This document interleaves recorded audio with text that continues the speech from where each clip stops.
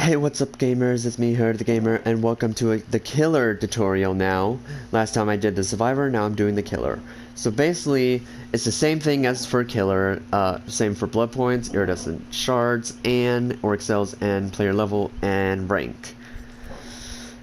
But I also forgot to explain, there are perks that also can benefit you as the survivor, or benefit you as the killer. For killer, yours is the benefit to slow down gens or help stop them from doing anything. And there's specific killer perks that also help prevent them from doing anything. So the killer I'm playing as is Trapper, the first ever killer in the game, and the first ever killer that basically will be in your loading screen until you switch him. The other killer, the three original killers are also the Wraith and Hillbilly. Wraith can turn invisible, Hillbilly has a chainsaw that chainsaws you for his ability. Then we have the Nurse, teleports. We also have Huntress, throws hatchets. Michael stalks. Hag teleports by putting down traps. Doctor shocks you. Bubba also chainsaw, or the cannibal, also chainsaws you. Freddy, he just hits you and you're into a dream world, or puts down dream snares or dream pallets.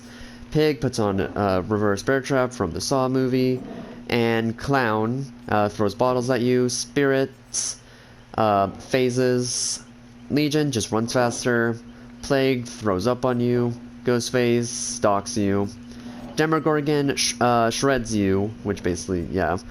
Oni basically uses a hammer to down you. Also sucks your blood. Deathslinger shoots a gun at you. Executioner basically puts down a trail to make you, yeah. Blight bounces off stuff and then tries to hit you. Twins, one you can turn into a Victor, or you could just say a Charlotte, depending on what you are.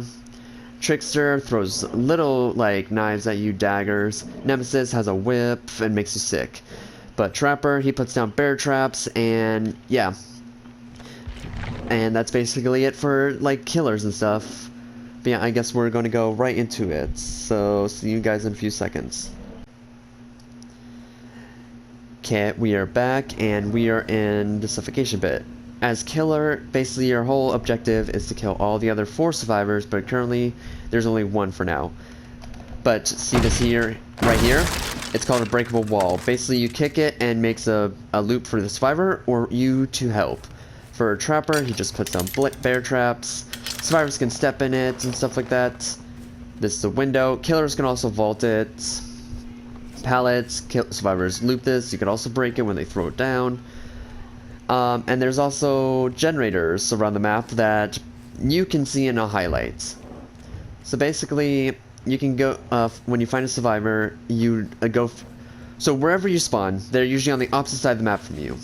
You try and see. You try to chase them, and chase them, and chase them, and then you try to hit them. Basically, they loop you for as much as possible, and,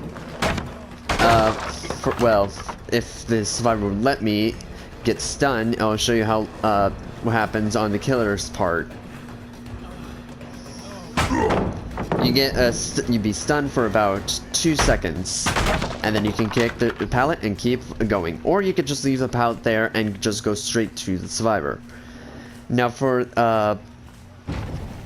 now this is called the Killer Shack, which you basically, this is basically a survivor-sided thing, the Killer Shack, because they have a pallet and window they can loop you at. This is also survivor-sided. There's also, like I said, the generators, which you can kick to, like the pallets, except you can kick them to regress them a bit, but if the survivor's still around, they'll just go and tap it and make sure you don't do anything, so it doesn't regress anymore. You can also grab survivors out of lockers if they're not careful. And the second you down a survivor is basically when you down a survivor, your whole objective is either slug them if there's someone with a flashlight, or you just immediately pick them up and try to get them to a meat hook.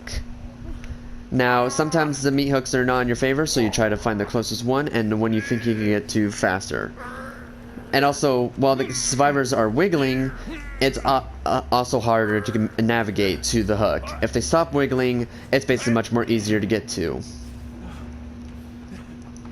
And you can drop the survivor, which either can let them get free automatically, or they just be slugged on the ground as you go for another survivor.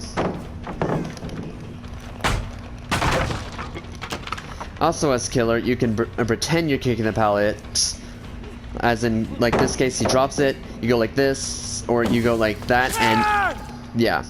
You can mind game the heck out of survivors, but most of the time, if it doesn't look like you're about to kick it, they usually just don't. They usually just stay there because they see that you're not going to kick it. As hatch, you can close it, and survivors can't get in unless they have a key. And if they don't have a key, they have to go find something called an X gate, which also killers can open, but only if all gens are done. If all gens are done, you can open the gate, but that just makes it where the survivors can get out faster. Unless you have a specific perk that helps you block the gate.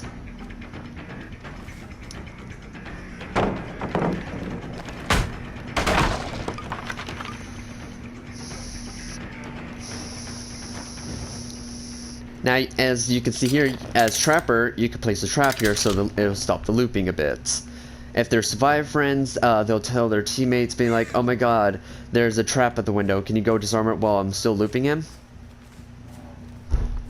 So, yeah. Now I'm going to go close the hatch and show you what happens. Now you can see there's a timer, like in Survivor. But this time, not for you, it's good for you that the timer's going. For survivors, it's putting more pressure on them. They can escape your traps, but only at a specific amount of struggle time. Sometimes they can get it the first try, sometimes they get it third try, and sometimes they can't get it at all because you'll be right there.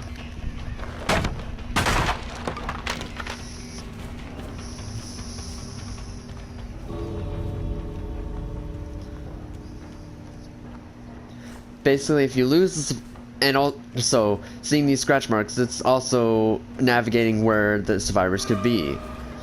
There's also something called blood pools, which are the blood stains on the ground, which is when they're injured. If they're not injured, well, and then you just have to follow scratch marks. Sometimes the survivor will stop running and you'll lose the scratch marks. You'll still follow it, but then they'll stop and you won't know where they went. They could have gone left, right, or just straight in front of you. As you can see, I can still see him.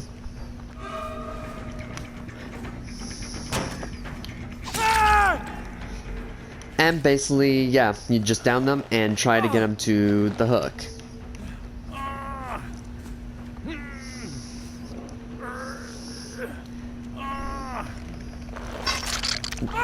Now, if there's more survivors, the other survivors would try to come and save him, but sadly he's the only one, so he basically gets instant death. There's also things called totems, like I explained in the Survivor game. Basically, there are things that help the killer more. But yep, that's basically it for the killer tutorial. There was really nothing to explain because I already explained stuff in the previous videos. Also, as you saw with NTD Displease, it means I didn't do a great job in the game. But yeah, if you guys did enjoy this tutorial for Killer, please leave a like, please subscribe, and yeah, I hope to see you all in the future. Bye!